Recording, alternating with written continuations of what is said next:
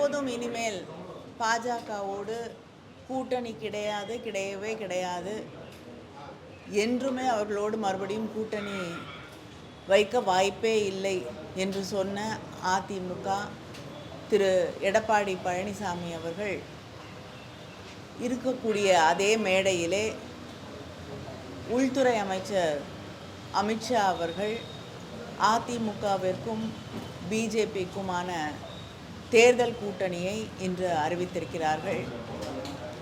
பல்வேறு நேரங்களிலே தொடர்ந்து பிஜேபியுடைய மக்களுக்கு எதிரான பல்வேறு மசோதாக்களை, திட்டங்களை எதிர்த்து கொண்டிருப்பதாக சொல்லிக் கொண்டிருக்கக்கூடிய அதிமுக திரு எடப்பாடி பழனிசாமி அவர்கள் அதே மேடையிலே இன்று மௌனமாக அமர்ந்து அந்த கூட்டணியை ஆமோதித்து ஏற்றுக்கொள்வதை நாம் பார்க்க முடிந்தது. இது பட்டவர்த்தனமாக, தெளிவாக தன்னுடைய இயக்கத்தை மட்டுமல்லாமல் தமிழ்நாட்டு மக்களுக்கும் அவர் செய்திருக்கக்கூடிய மிகப்பெரிய துரோகம் என்பதை எடுத்து காட்டக்கூடிய ஒரு கூட்டணியாகத்தான் இந்த கூட்டணி அமைந்திருக்கிறது. இதைத்தான் நம்முடைய முதலமைச்சர் அவர்களும் தொடர்ந்து அவர்கள் பிரிந்து விட்டதாக சொன்னாலும் தொடர்ந்து அவர்கள் தொடர்பிலேயே இருக்கிறார்கள். இந்த கூட்டணி மீண்டும் உருவாகும் என்பதை சுட்டி காட்டி கொண்டிருந்தார்கள். அந்த உண்மை இன்று வெளியாகி இருக்கிறது. மக்களை அவர்கள் வெகு நாள் ஏமாற்ற முடியாமல் அந்த கூட்டணியை இன்று வெளிப்படையாக அறிவிக்க வேண்டிய ஒரு நிர்பந்தத்திற்கு ஆளாக்கப்பட்டிருக்கிறார்கள். மேடம் தமிழ்நாடுக்கு தமிழ் மொழிக்கு இதுவரைக்கும் திமுக எதுவுமே செய்யல, அவங்க தான் பட்டியலிட்டு காமிக்கிறது அமித்ஷா பிரஸ் மீட்ல சொல்லியிருக்காரு. அதை பற்றி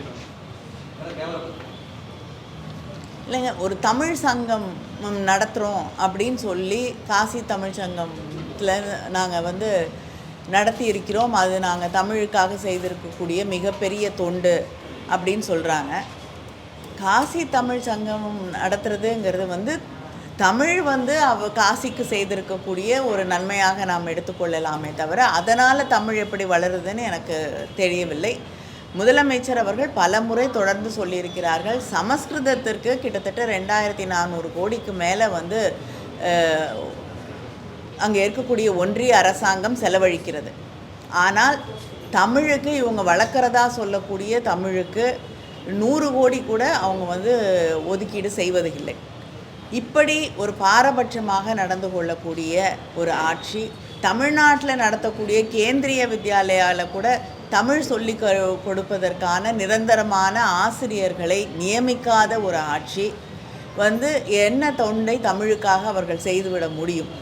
எங்கேயாவது போகும்பொழுது பிரதமர் திருக்குறளை சொல்லுவதும், நிதியமைச்சர் அவர்கள் திருக்குறளை எடுத்து மேற்கோள் காட்டுவதும் தமிழை வளர்க்கக்கூடிய ஒரு முயற்சியாக நாம் எடுத்துக்கொள்ள முடியாது. இவங்க தமிழுக்காக என்ன செஞ்சுருக்காங்க? ஹிந்தியை தொடர்ந்து திணித்து கொண்டிருப்பதை தவிர அவங்க தமிழுக்காக எதையும் செய்ததாக நாம் கிடையாது. அதை தாண்டி மும்மொழி கொள்கையை திணிப்பதாக இருக்கட்டும், எஸ்எஸ்ஏ ஃபண்ட்ஸை நிறுத்தி வச்சுட்டு நமக்கு தரமாட்டேன்னு சொல்லக்கூடிய ஒரு நிலையாக இருக்கட்டும், இப்பொழுது நாடாளுமன்றத்திலே நிறைவேற்றப்பட்ட வக்ஃப் போர்ட் பில்லாக இருக்கட்டும், சிறுபான்மையருக்கு எதிராக, இஸ்லாமியர்களுக்கு எதிராக நிறைவேற்றப்பட்ட அந்த மசோதாவாக இருக்கட்டும், நீட்டாக இருக்கட்டும், இல்லை தமிழ்நாட்டுக்கு வரவேண்டிய நிதி அது நிறுத்தி வைக்கப்பட்டிருக்கக்கூடிய நிலையாகட்டும், இது அத்தனையும் எதிர்த்து குரல் கொடுக்கிறோம் என்று சொன்ன அதிமுக அதோடைய தலைவர் இன்று அவருடைய நிலைப்பாடு என்ன? நாங்கள் சமீபத்தில் தான் சிறுபான்மை மக்களோடு நாங்கள் நிற்போம் அப்படின்னு ஒரு ஆணித்தரமாக பேசினார் மேடையிலே. ஆனால் இன்று அதே மேடையிலே யார் அந்த மசோதாவை நிறைவேற்றினார்களோ அவரோடையே அந்த மேடையிலே அவர் அமர்ந்து கொண்டிருக்கிறார். அதைவிட மோசமாக தன்னுடைய கட்சியின் தலைவர்களை, பேரறிஞர் அண்ணா, அடுத்து அம்மையார் ஜெயலலிதா அவர்களையெல்லாம் விமர்சித்து தரக்குறைவாக பேசிய ஒரு தலைவரோடு இன்று மேடையிலே அமர்ந்து கொண்டு கூட்டணியை யாரோ ஒருவர் அறிவிக்க இவர் அமைதியாக அதை கேட்டுக்கொண்டிருக்கக்கூடிய நிலை. யாருடைய தலைமையில் கூட்டணி அமையுதோ அவங்க தான் வந்து அந்த கூட்டணியை பற்றி அறிவிப்பார்கள், பேசுவார்கள். இன்றைக்கி பேசக்கூடிய உரிமை கூட அவருக்கு இல்லாத ஒரு நிலையிலே கூட்டணி அறிவிக்கப்படுகிறது. தங்களுடைய தலைவர்களை எல்லாம் இழிவாக பேசிய ஒருவரோடு அந்த மேடையில் அமர்ந்து கொண்டு அந்த கூட்டணியை ஏற்றுக்கொள்கிறார். இன்று அவரே அதே தலைவர்களை தன்னுடைய வீட்டுக்கு அழைத்து விருந்தளிக்கக்கூடிய ஒரு நிலைக்கு அவர்கள் தள்ளப்பட்டிருக்கிறார்கள். இது வந்து கட்சிக்கு செய்யக்கூடிய துரோகம், தமிழ்நாட்டு மக்களுக்கு செய்திருக்கக்கூடிய மிகப்பெரிய துரோகம். அதனால் இதுக்கு தகுந்த பாடத்தை தமிழ்நாட்டு மக்கள் சொல்லித்தரும்.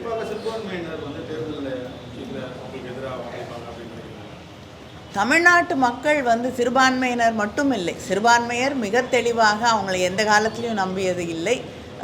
வந்து வரக்கூடிய தேர்தலில் இவங்க இன்றைக்கி தமிழ்நாட்டுக்கு செய்திருக்கக்கூடிய துரோகம், இதுக்கு சரியான பாடத்தை மக்கள் அவர்களுக்கு கற்றுத்தருவார்கள். இவங்க வந்து தமிழ்நாட்டுக்கு தொடர்ந்து தமிழ்நாட்டுக்கு எதிராக செயல்பட்டு கொண்டிருக்கக்கூடிய பாஜகவுக்கும் ஒன்றிய அரசாங்கத்திற்கும் தங்களால் முடிந்த அளவு ஒரு ரத்ன கம்பளத்தை அவர்கள் விரித்திருக்கிறார்கள். அதுதான் வந்து இன்றைக்கி அவங்க செய்திருக்கக்கூடிய மிகப்பெரிய ஒரு தமிழ்நாட்டுக்கு செய்திருக்கக்கூடிய மிகப்பெரிய துரோகம்.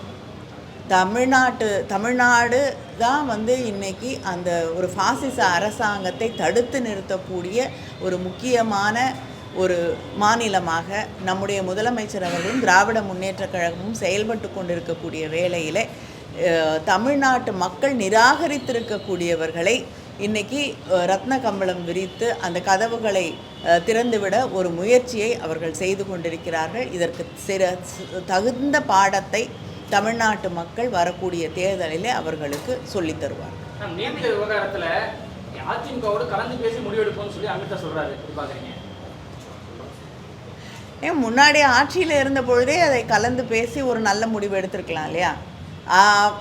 அதை எடுக்க முடியாதவர்கள் இனிமேல் வரக்கூடிய தேர்தலில் வந்து நிச்சயமாக அவர்களுக்கு வெற்றி வாய்ப்பில்லை. அதுக்கப்புறம் என்ன முடிவை அவரோடு கலந்து பேசி அவர்கள் இன்னைக்கு அறிவிக்க சொல்லுங்கள்.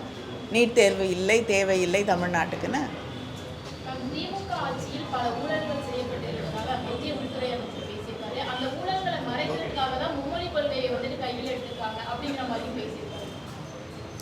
மும்மொழி கொள்கை வந்து அவங்க கையில் எடுத்திருக்காங்கங்க. நம்ம வந்து மும்மொழி கொள்கையை எதிர்க்கிறோம். ஹிந்தி திணிப்பை அந்த மும்மொழி கொள்கையின் வழியாக கொண்டு வருவதை நாம் எதிர்க்கிறோம். 2 மொழி கொள்கை தான் தமிழ்நாட்டிலே வேண்டும் என்பதுதான் நம்மளுடைய நிலைப்பாடு. அது இன்று நேற்று உருவான நிலைப்பாடு கிடையாது. வந்து 30களிலிருந்து வந்து தமிழ்நாடு ஹிந்தி திணிப்பை எதிர்த்து போராடி கொண்டு தான் இருக்கிறது. அதன் தொடர்ச்சியாகத்தான் நம்முடைய முதலமைச்சர் அவர்கள் 2 மொழி கொள்கை தொடர வேண்டும், மும்மொழி கொள்கையை ஏற்றுக்கொள்ள மாட்டோம் என்று திட்டவட்டமாக அறிவிப்பது இந்த நீண்ட வரலாற்றின் அடிப்படையில் தான். அதனால் இன்று ஆட்சியில் இருக்கிறோம் இல்லை அப்படிங்கிறதுக்கும் இதை எதிர்ப்பதற்கும் எந்த சம்பந்தமும் கிடையாது. தொடர்ந்து தமிழ்நாடு இதை எதிர்த்து கொண்டு இருக்கிறது. திராவிட முன்னேற்றக் கழகம் இதை எதிர்த்து கொண்டு தான் இருக்கிறது. நீங்கள் பிஜேபி எடுத்துக்கிட்டிங்கன்னா ஒன்றிய அரசாங்கம் இன்றைக்கி கிட்டத்தட்ட எல்லா எதிர்க்கட்சி தலைவர்கள் மீதும், நாடு முழுவதும் இருக்கக்கூடிய எதிர்க்கட்சி தலைவர்கள் மீது இன்கம் டேக்ஸ், சிபிஐ, இடி இது 3ஐயும் அவர்களை அடக்குவதற்காக, அவர்களை ஒடுக்கி விடுவதற்காக தொடர்ந்து பயன்படுத்தி கொண்டிருக்கிறார்கள். யார் யாரெல்லாம் அவர்களை எதிர்த்து பேசுகிறார்களோ அவர்கள் மீது இந்த இன்கம் டேக்ஸ், சிபிஐ, இடியை அவங்க பயன்படுத்துகிறார்கள். கிட்டத்தட்ட 95% இடி கேசஸ் வந்து எதிர்கட்சியில் இருக்கக்கூடிய தலைவர்கள் மீது போடப்படுகிறது. ஆனால் கன்விக்ஷன் ரேட்டுன்னு எடுத்துக்கிட்டிங்கன்னா 2% கூட அது தொடுவது கிடையாது. அதனால் எந்த அளவுக்கு பொய்யான வழக்குகளை அவர்கள் போடுகிறார்கள் அப்படிங்கிறத நம்ம தெளிவாக பார்க்க முடிகிறது. இதே வழியில் தான் வந்து தமிழ்நாட்டில் இருக்கக்கூடிய நம்மையும் அவர்கள் மிரட்டி விடலாம் என்று ஒரு தப்பு கணக்கு போட்டுட்ருக்காங்க. அதனால் இவங்க வந்து தான் ஆட்சியில் செய்யக்கூடிய தவறுகளை திசை திருப்புவதற்காக இப்படிப்பட்ட வழக்குகளை தொடுக்கிறார்களே தவிர, இப்படிப்பட்ட குற்றச்சாட்டுகளை வைக்கிறார்களே தவிர நாம் திசை திருப்ப வேண்டிய அவசியம் கிடையாது. ஏன்னா நம்ம முதலமைச்சருடைய திட்டங்கள் மக்களுக்கு போய் சேர்ந்திருக்கிறது. மக்களிடம் அவருக்கு திராவிட முன்னேற்றக் கழக ஆட்சிக்கு ஒரு நல்ல வரவேற்பு இருக்கிறது. வரக்கூடிய தேர்தல் முடிவுகளில் அதை நாம் தெளிவாக பார்க்க முடியும். ஏற்கனவே எதிர்கட்சியாக இருக்கும்போது அதிமுக வந்து பாஜகவோட அடிமைகள், அவங்க சொல்கிறபடி தான் இவங்க விளாடுறாங்க. அவங்க கவர்மெண்ட் இருக்கும்போது எதிர்கட்சியாக இருக்கும் திமுக இப்பயும் அவங்க கூட கூட்டணியை வைக்கும் போது இன்னைக்கு அமித்ஷா கிட்ட கேள்வி எழுப்பும்போது என்ன ஒரு கேள்வி எழுப்பியிருந்தாங்கன்னா, இவர்கிட்ட வந்து எந்த ஒரு நிபந்தனையும் எதனா வச்சிருந்தாங்களா சொல்லிக்கிறதுக்கு எந்த நிபந்தனையும் இல்லைன்னு சொல்லியிருந்தாங்க. ஆனால் அண்ணாமலை வந்து அடுத்த தலைவர் பதவிக்கு இருக்கக்கூடாது அப்படின்னு சொல்லிட்டு அவங்க நிபந்தனை வச்சதாக தகவல் இருக்கு. இல்லைங்க, நம்ம தொடர்ந்து வந்து அவர்கள் வந்து கட்சியையும் ஆட்சியையும் அங்கே அடகு வைத்து விட்டார்கள் என்ற குற்றச்சாட்டை அப்பொழுது சொல்லி கொண்டிருந்தோம். இப்போ மறுபடியும் கொண்டு போய் அடகு கடைக்கு போய் அந்த வாசலில் நின்றுட்டுருக்காங்க. அந்த அடகு கடை வாசலில் நிற்கிறவங்க வந்து என்ன நிபந்தனை வைக்க முடியும்? தேசிய அளவில் வந்து மோடி தலைமையிலையும் சட்டமன்ற அளவில் வந்து எடப்பாடி தலைமையிலையும் வந்து தேர்தல் சந்திக்க போறதா அமித்ஷா சொல்றாரு. ஏங்க, யார் தலைமையில் தேர்தலை சந்திக்கிறோமோ அவர் பேசணும் இல்லையா?